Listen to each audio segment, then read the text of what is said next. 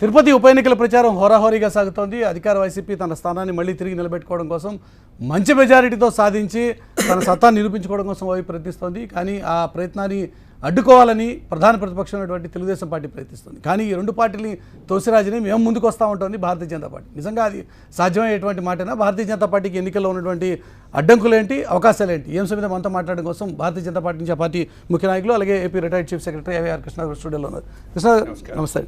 కృష్ణ, ఇక్కడ సమస్య అంతా కూడా తిరుపతిలో భారతీయ జనతా పార్టీ గెలవాలి అంటే తిరుపతికి సంబంధించి తిరుపతి వెంకన్న సాక్షిగా ఇచ్చినటువంటి కమిట్మెంట్స్ని నిలబెట్టుకోవాలి అన్నది ఈరోజు ప్రతిపక్షాలు వీరికి సంబంధించిన ప్రత్యర్థి పార్టీలు అడుగుతున్నటువంటి ప్రశ్న. ఎందుకు అసలు ఈ ఎన్నికల్లో తిరుపతిలో భారతీయ జనతా పార్టీ ఓటేయాలి, ప్రత్యేక హోదా ఇవ్వనటువంటి ఈ పార్టీకి అంటే మీరేం చెప్తారు?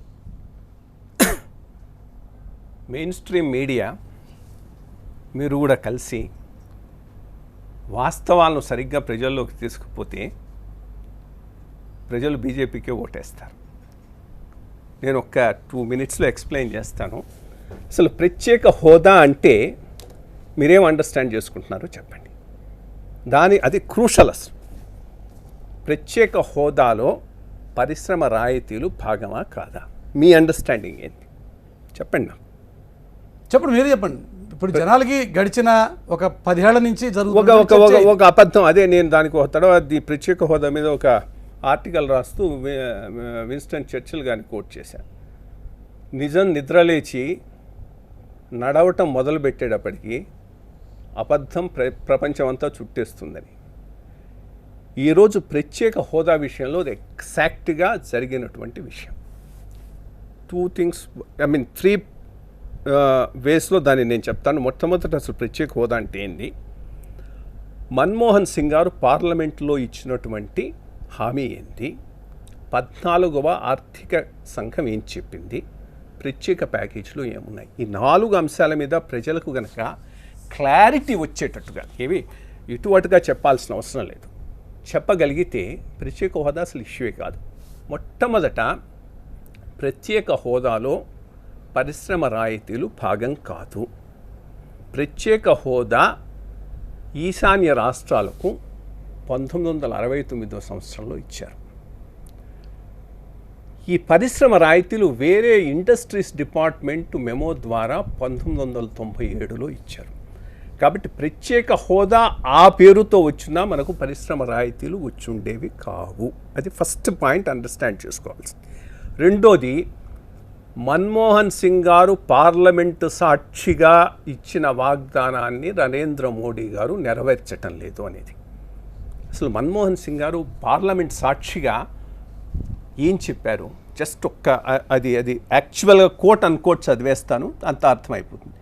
For the purpose of central assistance special category status will be extended to the successor state of Andhra Pradesh.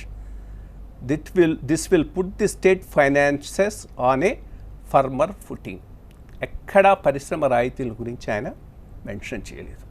కేవలం సెంట్రలీ స్పాన్సర్డ్ స్కీమ్స్ వరకు లిమిట్ అయ్యేటట్టు వరకు ఈ ప్రత్యేక హోదా ఇస్తామని నేను చెప్పాడు.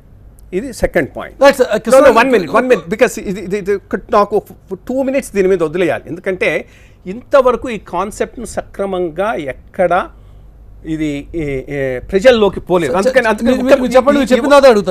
మీరు అన్ని క్వశ్చన్లు అడగొచ్చు, కానీ ఈ 2-3 minutes మాత్రం నాకు ఈ క్లారిటీ కోసం వదిలేయాలి. బికాస్ ఇది next 14th finance commission. Because ప్రతివాడు 14th ఫైనాన్స్ కమిషన్ ఏమని చెప్పిందని అంటాడు కదా. దెన్ ప్యాకేజ్ ఇది అయిన తర్వాత మీరు ఎన్ని క్వశ్చన్లు అయినా ఏంటి నేను సమాధానం చెప్తాను. సో దిస్ ఈస్ ఆయన చెప్పినటువంటిది. ఇక ఆ పైన 14th ఫైనాన్స్ కమిషన్ ఏం చెప్పింది? 14th ఫైనాన్స్ కమిషను ప్రత్యేక హోదాను తీసియలేదనేటటువంటి వాదన ఒకటి జనరల్గా జరుగుతున్నది. నేను ఎవరికైనా మీకైనా ఒక మాట చెప్తున్నా, జస్ట్ గూగుల్కి వెళ్ళి 14th ఫైనాన్స్ కమిషన్ రిపోర్ట్ కొట్టండి. దాంట్లో పారా 2.29 స్పెసిఫిక్గా చెప్తున్నాను. Say we did not make distinction between special and general category status in determining our norms and recommendations.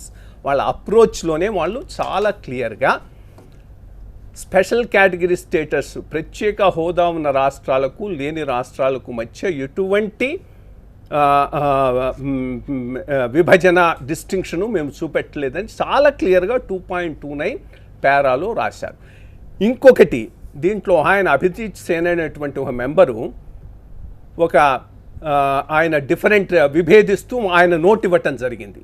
అది చివరిలో ఉంటుంది, అది కూడా చదివింది. దాంట్లో కూడా చాలా క్లియర్గా 14వ ఆర్థిక సంఘం చేసినటువంటి 5 ప్రధాన అంశాలను ఆయన పేర్కొంటూ, మొట్టమొదటి స్టేట్స్కు డెవల్యూషన్ పెంచామని చెప్పుకుంటూ, second thing he mentioned was ఈ స్పెషల్ కేటగిరీ స్టేటస్ మధ్య మిగిలిన రాష్ట్రాల మధ్య ఉండేటటువంటి డిస్టింక్షన్ను తీసేసామని చెప్పారు.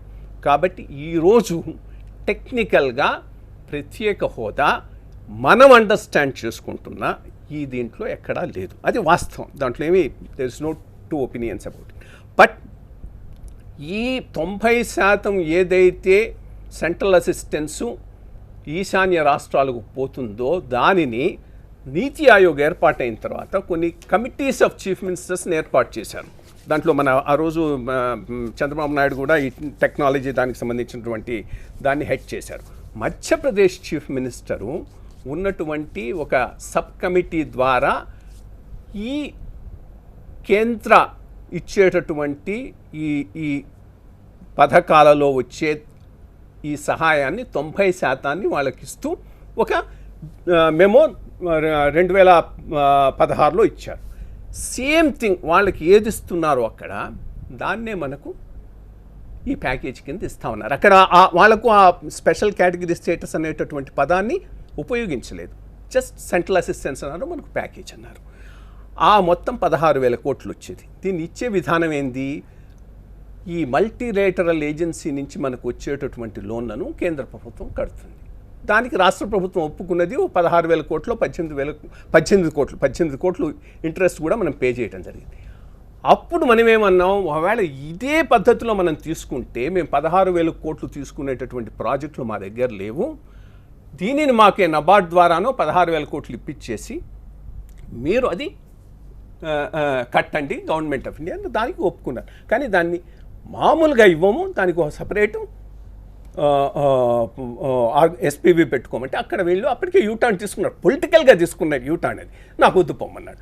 అప్పటి నుంచి ఈ ప్రత్యేక హోదా అనేటటువంటి దాన్ని ఒక అంశంగా చేయటం ఇరు రాష్ట్రాలకు, ఇరు పార్టీలకు, ప్రాంతీయ పార్టీలకు లాభదాయకం కాబట్టి దాన్ని విప్పింగ్ రాడ్ కింద వాడుతూ ఉన్నారు.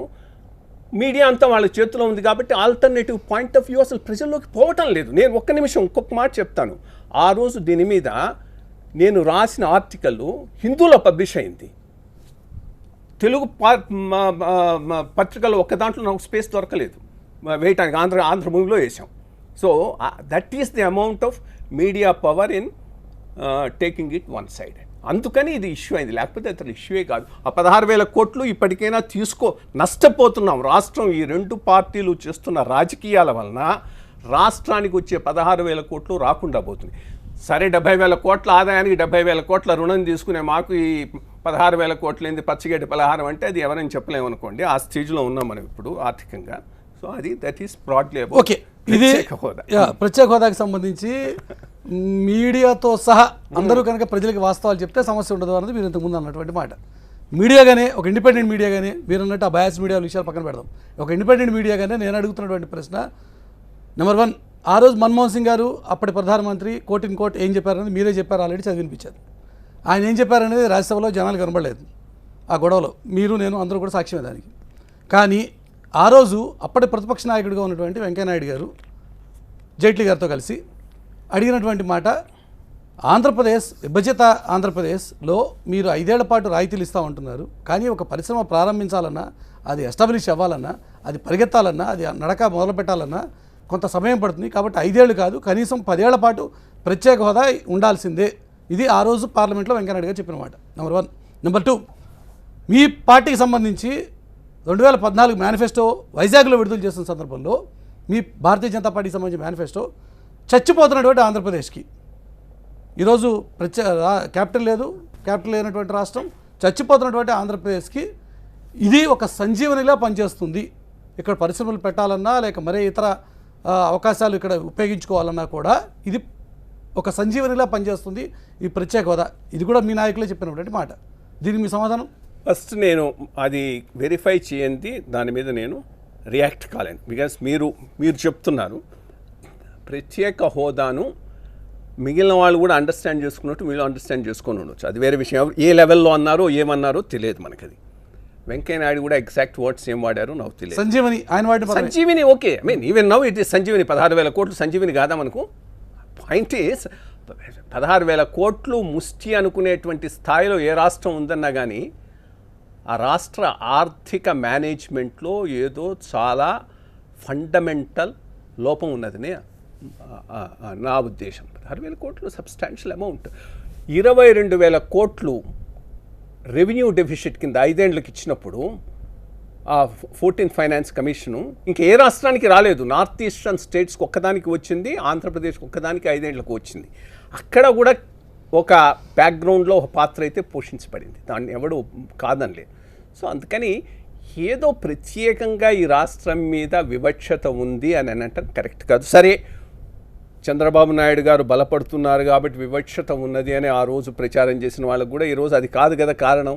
సో కాదన్నారు, ప్రత్యేక ప్యాకేజ్ అన్నారు. ఆ ప్యాకేజీ చాలా బాగుంది అని చెప్పి చంద్రబాబు నాయుడు గారు ఆ రోజు మెచ్చుకున్నారు, చాలా బాగుంది అన్నారు. తర్వాత పొలిటికల్గా మీరన్నట్టు యూటర్న్ తీసుకున్నారు, అదంతా జరిగింది.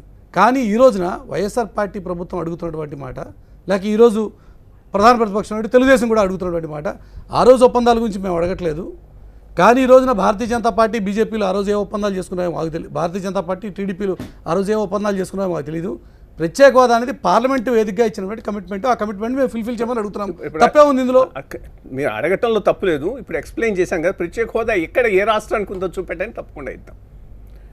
అసలు ఆ కాన్సెప్టే 14th ఫైనాన్స్ కమిషన్ 2.29 పేరా చదవండి ముందు. Finance commission 14th finance commission 2.29 పేరా గూగుల్లో కొట్టారంటే వస్తుంది. చాలా క్లియర్గా వాళ్ళ అప్రోచ్లోనే, అంటే అంతకుముందు స్పెషల్ కేటగిరీ స్టేటస్ వాటిని సపరేట్గా ఎవాల్యుయేట్ చేసి వాళ్లకు ఫండ్స్ రికమెండ్ చేసేవాళ్ళు. ఇతడు ఇండివిజువల్ స్టేట్స్ని రికమెండ్ చేశారు, అంతేగాని స్పెషల్ కేటగిరీ వాళ్ళకి ఎటువంటి స్పెషల్ ఇది 14వ ఆర్థిక సంఘంలో చదివే 15వ ఆర్థిక సంఘం కూడా ఆ అప్రోచ్ని తీసుకోలేదు.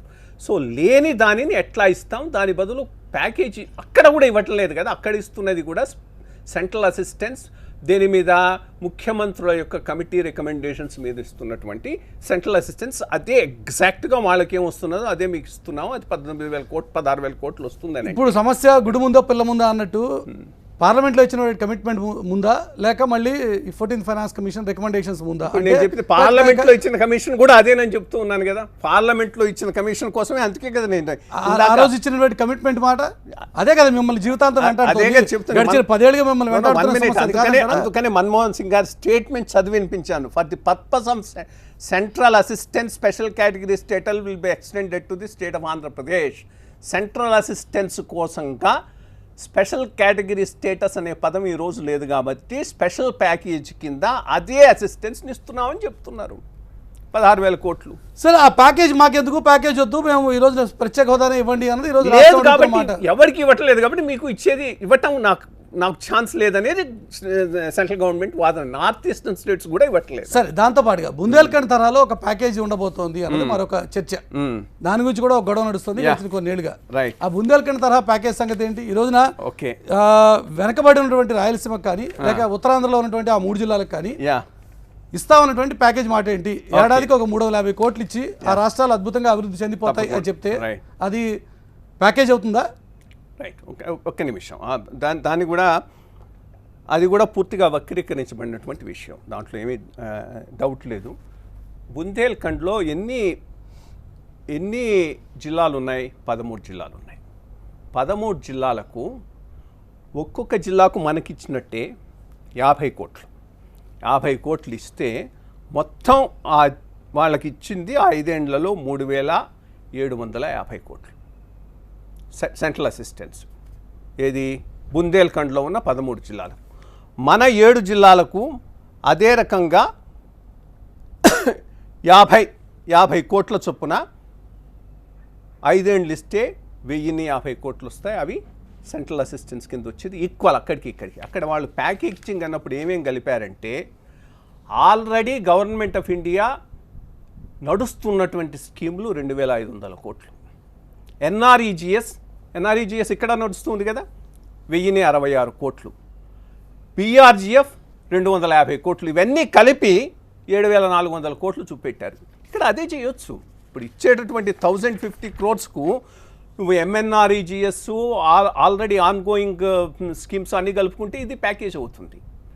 మనం అక్కడేమో అన్నీ కలిపిన ప్యాకేజీ, ఇక్కడేమో వచ్చే సెంట్రల్ అసిస్టెన్స్ 50 కోట్లు for each district for 5 years కలిపి ఇది 1,050 ఉన్నది, అది అక్కడ 7,000 కోట్లు ఉందని అంటే పోలికే అసంబద్ధం కదా.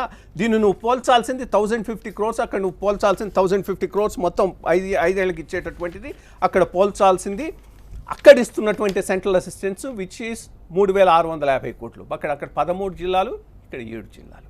సో అందుకనే నేను చెప్తూ ఉన్నది, దీంట్లో చాలా అవాస్తవాలు ప్రజల్లోకి వెళ్ళిపోయి అవే నిజాలను భారతీయ జనతా పార్టీ నాయకుడిగా అయ్యవార్ గారు, మీరు ఒక సీనియర్ బ్యూరోక్రాట్గా అన్ని స్థాయిల్లో చూసి చీఫ్ సెక్రటరీ వరకు చేశారు. ఒక భారతీయ జనతా పార్టీ నాయకుడిగా కన్వీనియంట్గా సిచ్యువేషన్ మీకు మార్చుకుని మాట్లాడుతున్నారే తప్ప వాస్తవానికి ఈరోజు నిజంగా ఆంధ్రప్రదేశ్కి చేయాల్సిన మేలు భారతీయ జనతా పార్టీ కేంద్ర ప్రభుత్వం వైపు నుంచి జరుగుతుందంటే మీరైతే కన్విన్స్ అయ్యారు. ఒక్క నిమిషం చెప్తాను. నేను భారతీయ జనతా పార్టీలో చేరకముందు బ్రాహ్మిన్ కార్పొరేషన్ నుంచి వచ్చిన తర్వాత almost 1 year on my own ఉన్నా. అప్పుడు ఇదే నా స్టాండ్. ఇవన్నిటి మీద మీరు మాట్లాడిన వీడియోస్ కానీ రాసిన ఆర్టికల్స్ కానీ తీసి చూడండి, కావాల్సింటే మీకు పంపిస్తాను.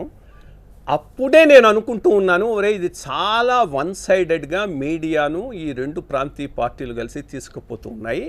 మీడియా అంతా వాళ్ళ చేతిలో ఉంది కాబట్టి పూర్తిగా ప్రజలు అబద్ధాలను నమ్మేస్తున్నారని ఆ రోజే లార్జ్ స్కేల్లో రాయటం మొదలెట్టాను. కానీ ఏది ఇంగ్లీష్లో నాది హాన్స్ ఇండియాలో వచ్చేది, దక్కన్ క్రానికల్లో వచ్చేది, తెలుగులోకి వచ్చేటప్పటికి ఆంధ్రభూమిలో వచ్చేది. చదివేవాళ్ళు తక్కువ. మీరు ఎప్పుడు పిలవలేదు, ఇప్పుడు దీని మీద చేయలేదు. ఈ తడవ కూడా నేను అడిగితే you have been good enough to call me today. I mean నేను just like that alternative point of view కూడా ప్రజల్లోకి పోవాలి. మురళి గారు తడవ పిలవండి, నేను వస్తానంటే I'm really thankful to you, because at least ఒక point of view other than the mainstream point which నేను చెప్పినట్టు ప్రపంచాన్ని చుట్టేసిన అబద్ధాన్ని అందరం కలిసి మోస్తున్నాం కదా, అది కాకుండా ఇంకో పాయింట్ దీంట్లో every point with facts figures మాట్లాడుతున్నాను. ఐఎమ్ ఛాలెంజింగ్ యూ బికాస్ నేను చెప్పే 2.29 అంటే అది పారా పోయి 14th ఫైనాన్స్ కమిషన్ కొట్టామంటే మీరు ఈ 14th ఫైనాన్స్ కమిషన్ అడ్డం చూపించి మిగతా రాష్ట్రాల్లో లేదు కాబట్టి ఆంధ్రప్రదేశ్ కూడా ఇవ్వలేకపోతున్నామని మీరు ఏదైతే పాయింట్ చెప్తున్నారో, ఈ రోజున కాంగ్రెస్ పార్టీ ఏ కాంగ్రెస్ పార్టీ అయితే పార్లమెంట్ వేదిక తెలంగాణ ఇచ్చిందో ఆ కాంగ్రెస్ పార్టీ యూపీఏ ప్రభుత్వం పోనీ అప్పుడు ఉన్నటువంటి యూపీఏ గవర్నమెంట్ ఈ రోజుకి అదే మాట మీద ఉంది. సరే దేశంలో వాళ్ళు అధికారంలో లేకపోవచ్చు, ఆంధ్రప్రదేశ్లో అధికారంలో లేకపోవచ్చు, లేక వేరే రాష్ట్రాల్లో వాళ్ళ పార్టీ బలంగా లేకపోవచ్చు, కానీ ఈ రోజుకి ఆ పార్టీ చెప్తున్నటువంటి మాట ఎన్ని అడ్డంకులు ఎదురైనా ఏమైనా ఆంధ్రప్రదేశ్కి ప్రత్యేక హోదా ఇవ్వాల్సిందే. ఎందుకంటే ఆ రాష్ట్ర పుట్టుకే లోటు బడ్జెట్తో మొదలైనటువంటి రాష్ట్రం, క్యాపిటల్ లేకుండా పుట్టినటువంటి రాష్ట్రం, కాబట్టి ఆ రాష్ట్రానికి ఇవ్వాల్సిందే. ఇది కాంగ్రెస్ పార్టీ వైపు నుంచి వినిపిస్తున్నటువంటి మాట. వాళ్ళకి అనుకూలమైంది, మీకెందుకు ప్రతికూలం అవుతుంది? వాళ్ళకైనా అనుకూలం అపోజిషన్లో ఉన్నప్పుడు అవుతున్నది. రేపు వచ్చిన తర్వాత ఏం చేస్తారో తెలియదు, అది ఒక పాయింట్. అదే మాట మీకు వర్తిస్తుందా? ఇప్పుడు కూడా అప్పుడు మీరు ప్రతిపక్షంలో ఉన్నారు కాబట్టి కాంగ్రెస్ పార్టీ లేదు వెంకయ్యనాయుడు గారు, జైట్లీ గారు ఆ రోజున మాట గుర్తుంది నాకు ఇప్పటికీ. మీరు పోయేటి వాళ్ళు, మేము వచ్చేటి వాళ్ళు, అది నేను వెరిఫై చేయండి, దానికి రియాక్ట్ కాను అని రాజ్యసభ వేదికగా ఉన్న రికార్డ్స్ నేను చెప్తున్నమాట. దానికి రాజ్యసభ వేదిక చెప్పట్లేదు, రాజ్యసభ వేదికగా రాజ్యసభలో రికార్డ్ అయిన మీరు పోతున్నటువంటి పార్టీ, మేము వచ్చేటువంటి ప్రభుత్వం, మేము ఇస్తున్నాం కమిట్మెంట్. రికార్డ్ చూడకుండా నేను దాని మీద కామెంట్ చేయను. ఫస్ట్ పాయింట్ ఈస్ పేరు ముఖ్యమా, వచ్చే అసిస్టెన్స్ ముఖ్యమా? అసిస్టెన్స్ ఏమైనప్పుడు ఎందుకు ఇంత ఇష్యూ చేస్తున్నారనంటే అది ఒక ఇష్యూగా ఉండటం ఈ 2 ప్రాంతీయ పార్టీల అస్తిత్వానికి చాలా ముఖ్యమైనది. కాబట్టి ఈ 2 ప్రాంతీయ పార్టీలు వాళ్ళకు అనుకూలంగా ఉన్న మీడియా మొత్తం మీడియా అంతా కాంగ్రెస్ పార్టీ కాబట్టి కాంగ్రెస్ పార్టీ జీరోలో ఉంది. ఇలాగే వాళ్ళకో జీరో, వాళ్ళకో జీరో ఉంది. అందుకని కాంగ్రెస్ పార్టీ ఏపీలో స్టేట్స్ లేవు. కాంగ్రెస్ పార్టీ అబద్ధాన్ని ప్రచారం చేస్తుందని నేను అనలేదు కదా, చేస్తుందల్లా రీజనల్ పార్టీస్ అని చెప్తున్నా. అంతవరకే నేను చెప్తుంది. ఇస్తామంటున్నది కాంగ్రెస్ పార్టీ అని మీరు చెప్తూ ఉన్నారు. సరే అది ఇస్తుందో లేదో, వస్తుందో, వచ్చిన ఏ స్థాయిలో ఇస్తుందో, ఇచ్చేదే ప్యాకేజే హోదాకు సమానమైనప్పుడు ఇంకెవరైనా ఇంతకన్నా ఎక్కువ ఇస్తారనేది మెయిన్ పాయింట్. కానీ ఇదే చంద్రబాబు నాయుడు ప్యాకేజ్ చాలా బాగుంది అని చెప్పిన తర్వాత అదే చంద్రబాబు నాయుడు ప్యాకేజ్ వల్ల ఉపయోగం లేకుండా పోయింది, నమ్మించి మోసం చేశారు అని చెప్పి ఆ రోజున దీక్షలు చేసిన మాట నిజం కదా? 2019 ఎలక్షన్స్ ముందు జరిగిన గొడవ అంతా అదే కదా, మీకు వారికి చెడింది అక్కడే కదా. అక్కడ చెల్లలేదు. నేను అనుకోవటం కొద్దిగా ఆ డేస్, ఆ పాలిటిక్స్ కొద్దిగా వెనక్కిపోయి చూడండి. ఈయనకు ఆ రోజు కాన్స్టిట్యుయెన్సీలు పెంచటం చాలా ముఖ్యం. ఎందుకంటే చాలామంది డిఫెక్ట్ అయ్యి వచ్చారు, వాళ్ళని అకామిడేట్ చేసుకుని. దానికోసం చాలా రిక్వెస్ట్ చేశాడు. అది జరగలేదు. అది జరగని 4వ రోజు ఇది వచ్చింది. సీక్వెన్స్ ఆఫ్ ఈవెంట్స్ చూడండి. సో ఆయన యూటర్న్ తీసుకోవడానికి రాజకీయ కారణాలే. రియల్గా in sums of substance and pith ఈ ప్యాకేజీ మంచిదని ఆయనే చెప్పాడు కదా. సంజీవినా హోదా సంజీవినా అని అడిగింది ఆయన కదా. అవును, అన్నమాట నిజమే. కానీ ఆయన నష్టపోయాను, మోసపోయాను అని కూడా చెప్పాడు కదా. కాంట్రడిక్షన్ ఎందువల్ల వచ్చిందనేది ఆయన అడగాలి, నన్ను అడిగితే నేనేం చెప్తాను. దీంతో పాటుగా మరొక ముఖ్యమైన విషయం, ఇప్పుడు వైజాగ్ స్టీల్ ప్లాంట్ చుట్టూ జరుగుతున్నటువంటి వ్యవహారం. వైజాగ్ స్టీల్ ప్లాంట్ ఒక ముఖ్యమైనటువంటి అంశం. ఆంధ్రప్రదేశ్ ఒక్క పని చేద్దాం, ఒక చిన్న పాయింట్. దీన్ని మనం ఈరోజు బైఫర్కేషన్ ఇష్యూ కన్ఫైన్ అయిపోతే నేను వైజాగ్ స్టీల్ ప్లాంట్ మీద ఓ రోజు వస్తాను. బికాస్ దాని మీద నేను ఆల్రెడీ ఆ అంశాన్ని సపరేట్గా చేద్దాం. ఎందుకంటే దీని మీద క్లారిటీ లేదు, దాని మీద చాలా క్లారిటీ వచ్చింది. మిగిలిన వాటి వస్తాయి చెప్తాను. ఇప్పుడు ఒకటి అయితే విభజన హామీల్లో ఒకటి బుందేల్ఖండ్ ప్యాకేజ్ మీద ఎక్స్ప్లెయిన్ చేశాను. అది కూడా విభజన హామీలో పార్టే ఒకటే. రెండోది ఆఫ్ కోర్స్ ఈ స్పెషల్ కేటగిరీ స్టేటస్. ఇంకా మూడోది 2014-15 రెవెన్యూ లోటు భర్తీ. మూడోది 15-20 వరకు రెవెన్యూ లోటేమో ఫైనాన్స్ కమిషన్ ఇచ్చేసింది. 22,000 కోట్లు ఫైనాన్స్ కమిషన్ ఇచ్చేసింది. అది అయిపోయింది. That is over. 14th, 15th revenue లోటు విషయం. దీంట్లో కొంత నేను I can share internally also because I was chief secretary at that time, అందువల్ల చెప్పగలుగుతున్నాను. 2014 డిసెంబర్ నాటికి రెవెన్యూ లోటు 3,000 కోట్లకు మించలేదు ఆంధ్రప్రదేశ్ రాష్ట్రానికి. ఇది మనకు వస్తుంది కదా, దీనిని మనం ఎక్కువ చేసుకుంటే సెంటర్ నుంచి తెచ్చుకోవచ్చని ఈ రైతు రుణమాఫీ పథకం ఇంకేవో 2-3 ఇతర అంశాలు కలిపి దీంట్లో పెట్టడం అంటే ఖర్చు దానికి ఇచ్చేస్తూ ఈ ఇయర్ ఎండింగ్కు 16,000 కోట్లు వచ్చింది. ఏజీ అప్రూవ్ చేసింది కాబట్టి ఇవ్వమంటాం అర్థం లేదు. ఏజీ ఎడిదిరిగా అప్రూవ్ చేస్తుంది. ఏజీ ఏముంది, it's accounting. What are the ఎంతవరకు వచ్చింది అనేది. అక్కడ వాళ్ళు ఏం చేశారు, స్క్రూటినైజ్ చేశారు. గవర్నమెంట్ ఆఫ్ ఇండియా స్క్రూటినైజ్ చేయకుండా మొత్తం ఇస్తుందనుకొని ప్రిపేర్ చేయడం, ఐ డోంట్ నో ఎట్లా అనుకున్నారు అది పొలిటికల్గా. వాళ్ళు స్క్రూటినైజ్ చేసి ఈ రైట్ కూడా it's not that point. Centre state అని కాదు, ఏజీ అక్కడ ఆడిట్ చేయటం లేదు. Accounts it's just compiling accounts compile చేసినప్పుడు 16,000 కోట్లు లోటు ఉన్నదనేది కరెక్ట్. ఆ 16,000 కోట్లు ఎట్లా వచ్చిందనేది ఎవరైనా అడగవచ్చు. అది గవర్నమెంట్ ఆఫ్ ఇండియా అడిగింది. అది ఏజీ అడగడు. ఏజీ అడగాల్సిన అవసరం లేదు. Because AG is only accounts maintenance, అంతవరకే. గవర్నమెంట్ ఆఫ్ ఇండియా ఏమన్నది, ఈ రైతు రుణమాఫీకి సంబంధించిన ఇంత అమౌంట్ దీని కింద పెట్టారు, అది ఇతర రాష్ట్రాలు కూడా మేము ఇవ్వట్లేదు కాబట్టి మీకు ఇవ్వలేము, దాన్ని తీసేయండి అన్నది. అవి తీసేసి మిగిలిన ఇంకో 2 ఇట్లాంటివి తీసేస్తే 4,000 కోట్లు వచ్చింది. అది ఇచ్చేశారు. వీళ్ళు ఏం చేశారు, నెక్స్ట్ ఇయర్లో 15-16లో పెట్టిన కొన్ని మళ్ళీ ఇక్కడికి తీసుకొచ్చి పెట్టి ఇక్కడ ఇవ్వమన్నారు. 15-16 ఆల్రెడీ అక్కడ లిబరల్గా 14th ఫైనాన్స్ కమిషన్ ఇచ్చేసింది 22,000 కోట్లు కాబట్టి అది ఇక్కడికి రావడానికి వీలేదు. సో ఇది ఊరికి ఒక ఇష్యూ మనం చేసుకోవటమే కానీ ఇది ఆ 4,000 కోట్ల నుంచి వచ్చేటటువంటి అవకాశం లేదు, రాదు. సో యథావాత భారతీయ జనతా పార్టీ నాయకుడిగా ఐవైఆర్ గారు చెప్పేటువంటి మాట కేంద్రం నుంచి వచ్చేదేం లేదు, వచ్చింది. భారతీయ జనతా పార్టీలో జాయిన్ కాక ముందు కూడా ఇదే నా స్టాండ్. అది చాలా క్లియర్ గా చెప్తాం. సో ఇప్పుడైతే మీరు కమిట్మెంట్స్ విషయాల్లో ఇంకేమి ఇచ్చేవేమీ లేవు. అదే ఇక కమిట్మెంట్స్ ఏం లేవు అంటున్నారు. తిరుపతి ఉప ఎన్నికల్లో ప్రత్యేక హోదా, విభజన హామీ లాంటి అంశాలు ప్రస్తుతం అధికార వైసీపీ ప్రధానంగా ఈ అంశాలు తీసుకుని భారతీయ జనతా పార్టీని టార్గెట్ చేస్తుంటే ఇది ప్రజల సెంటిమెంట్ అని చెప్తుంటే అదే సెంటిమెంట్ అస్త్రాన్ని ఇప్పుడు భారతీయ జనతా పార్టీ కూడా అధికార వైసీపీ మీద ప్రయోగిస్తుంది. తిరుపతి బైపోల్లో వైసీపీని టార్గెట్గా చేసుకుని విమర్శనాస్త్రాన్ని సంధిస్తోంది భారతీయ జనతా పార్టీ. అధికార పార్టీ అభ్యర్థి గురుమూర్తి క్రిస్టియనా హిందువా చెప్పాలని డిమాండ్ చేస్తున్నారు ఆ పార్టీ ముఖ్య నేత ఎంపీ జీవీఎల్. గురుమూర్తి హిందువా కాదా స్పష్టంగా సమాధానం వైసీపీ చెప్పాలి. గురుమూర్తి గారు హిందువా కాదా? ఎందుకంటే ఇన్ని చిత్రాలు ఈస్టర్ సందర్భంగా మరి అనేక మంది ఇస్తారు తప్పనిసరిగా. మీరు యేసు ప్రభువు పట్ల మీరు చూపించినటువంటి అభిమానం కానీ, మీరు చూపించిన ఆరాధన కానీ, మరి శ్రీ వెంకటేశ్వర స్వామి వైపుగా పట్ల కానీ, మరే హిందూ దేవీ దేవతల పట్ల కానీ మీరు చూపించలేదు. ఇది మీరే చేస్తున్నటువంటి, మీరు చేసిన కార్యక్రమాల్లో వాటి నుంచి మేము ప్రచారం చేస్తున్నాం తప్పితే, మేము వీటిని చూపిస్తున్నాం తప్పితే మా అంతటా మేమేం క్రియేట్ చేయలేదు. ఇది గురుమూర్తి గారా కాదా?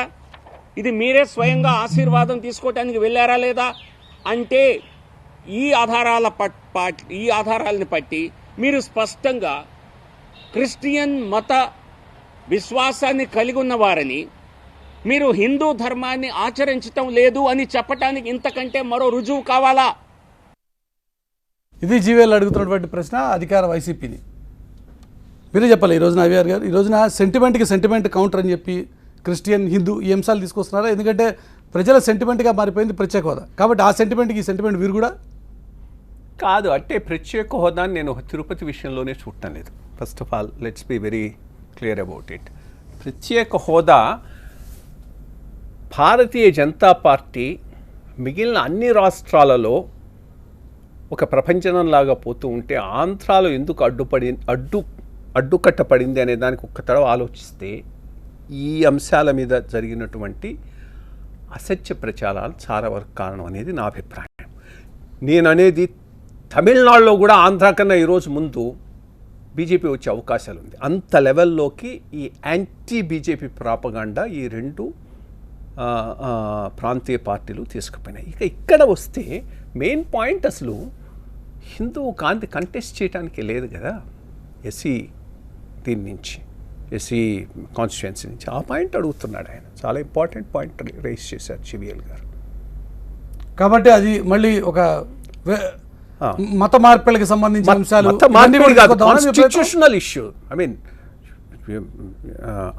మతము మారితే నీకు ఈ రిజర్వేషన్ లేదు, నువ్వు వర్తించరు అనేటువంటి అంశాన్ని, అదే చాలా ఇంపార్టెంట్ ఇష్యూ ఆయన రైజ్ చేశారు. అదే బీజేపీ ఇట్లాంటి ఎమోషనల్ సెంటిమెంట్, ఎమోషనల్ కాదు factual issue. What is emotional there? Factual issue, constitutional issue. Bharatiya Janata party raise చేస్తున్న ఇష్యూస్ కూడా అవే కదా. మత మార్పిళ్లు ఇలాంటి అంశాలని, మతపరమైన అంశాలు ఇవన్నీ తీసుకొచ్చి. ఎందుకంటే రత్నబాబు గారు సపోజ్ గెలిస్తే తిరుపతిలో వారు కేవలం ఒక ఎంపీగా ఉంటారు. రత్నబాబు గారు గెలిస్తేనా? అంతే కదా, ఒక ఎంపీగా ఉంటారు భారతీయ జనతా పార్టీ వైపు నుంచి, ఆంధ్రప్రదేశ్ వైపు నుంచి. కానీ తిరుపతిలో జరిగేటువంటి పాలసీస్ ఇష్యూస్లో తను ఏ మేరకు ఇన్ఫ్లుయెన్స్ చేయగలుగుతారు? తిరుపతిని ఇండిపెండెంట్గా చేస్తాం, రాష్ట్రంలో ఉన్నటువంటి దేవాలయాలన్నింటినీ కూడా ప్రభుత్వ ఆధీనం నుంచి బయటికి తీసుకొచ్చేటువంటి ప్రయత్నం చేస్తాం, ఇవి మీరు చెప్పినటువంటి మాటలు. అంటే ఒకటి బీజేపీ బ్రాడర్ అజెండాను కూడా బైపోల్లో ప్రొజెక్ట్ చేశారు. బికాస్ ఒకవేళ బీజేపీ గనక రాష్ట్రంలో అధికారంలోకి వస్తే, అది మీరు చెప్పచ్చు 2023లోనే 24లోనే ఇప్పటి నుంచి చెప్పుకోవద్దని ఏమైనా బ్యాన్ ఉందా? తిరుపతి ఎన్నికల్లో రావడం అంటే రత్నబాబు గారు గెలిచినంత మాత్రం ఏపీలో ఉన్నటువంటి దేవాదాయ ధర్మాదాయ కంట్రోల్ లేకుండా ఆలయాలన్నీ ఇండిపెండెంట్ అయిపోవు కదా. ఈరోజు కాదు, ప్రజల్లో అసలు దానికి ఎట్లా రెస్పాండ్ అవుతున్నారనేది కూడా తెలుస్తుంది కదా. రాష్ట్రం మొత్తం మీద కూడా ఇదే. అందుకోసం అడుగుతాను నేను, సెంటిమెంట్కి సెంటిమెంట్ వీరు కూడా ఈ సెంటిమెంట్ అంశాలు తీసుకొస్తున్నారు. దీనికి అసలు ఇది సెంటిమెంట్ కాదు నన్ను అడిగితే. ఇది అసత్య ప్రచారం మీద ఆధారపడి ఉన్నటువంటి ఒక అపోహ. దాన్ని తొలగించటం ఏం పెద్ద ఇష్యూ కాదు. నాకు మీరు ఇంకో 4-5 తడవల పిలవండి, 4-4 ఈ ఇష్యూ మీద తెలిసిన వాళ్ళు తప్పకుండా దీని మీద క్లారిఫై చేయొచ్చు. దీనిని విరుగుడుగా అది తేవాల్సిన అవసరం లేదు. అది ఇండిపెండెంట్. యాక్చువల్గా అది చాలా ఇంపార్టెంట్.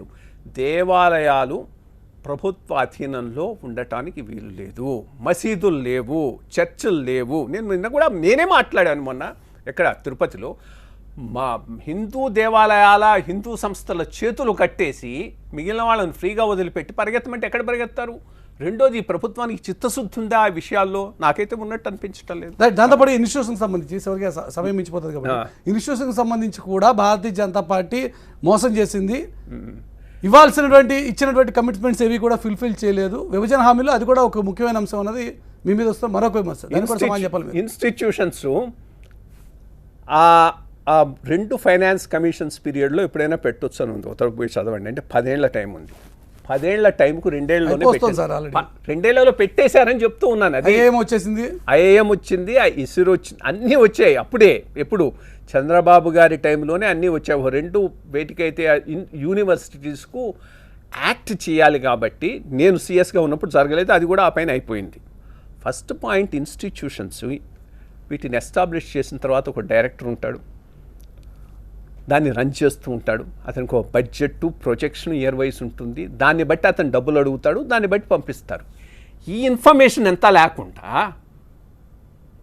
వాడికి డబ్బులు ఇవ్వలేదంటే అతను ఎంత అడిగాడు, ఎంత ఇచ్చారు, ఇదేవి చెప్పరు. ఎవడో ఆడ ఊళ్ళో ఉన్న రాజకీయ నాయకుడిని పోయి ఐఐటికి డబ్బులు ఇచ్చారంటే ఇవ్వలేదండి అని అంటే అది అతనికి ఏం తెలుస్తుంది? కావాల్సి ఉంటే నేను రిక్వెస్ట్ ఏంటంటే ఆ సంస్థల డైరెక్టర్లను అడగండి, వాళ్ళు ఎంత అడిగారు, ఎంత వచ్చింది, ఎంత రావాలి. వాళ్ళు ఏదైనా అక్కడ కనుక తక్కువ వచ్చింది అని అంటే ఎస్ ఇట్స్ అన్ ఇష్యూ, ఎవరైనా టేకప్ చేయొచ్చు. మేము ఇన్ఫ్యాక్ట్ జీవీఎల్ గారికి చెప్పొచ్చు to take it up and get that amount from the government of India. Local MP can take initiative with that. Because ఇక్కడ నేను ఒకటే, కందిలో పెట్టిన ఐఐటి మీద గవర్నమెంట్ ఆఫ్ ఇండియాకు తిరుపతి ఐఐటి కన్నా ఎక్కువ ప్రేమ ఉండాల్సిన అవసరం ఏం లేదు కదా. కందికి కూడా 10 ఏళ్ళు పట్టింది రావటానికి. ఒక ప్రొసీజర్ ఉంటుంది, ఓ పద్ధతి ప్రకారం పోతూ ఉంటారు, ఇచ్చిన అబ్జర్వ్ చేసుకునే కెపాసిటీ ఉండాలి కదా. సో అదే ఒక ప్లాన్ ప్రకారం పోతుంది.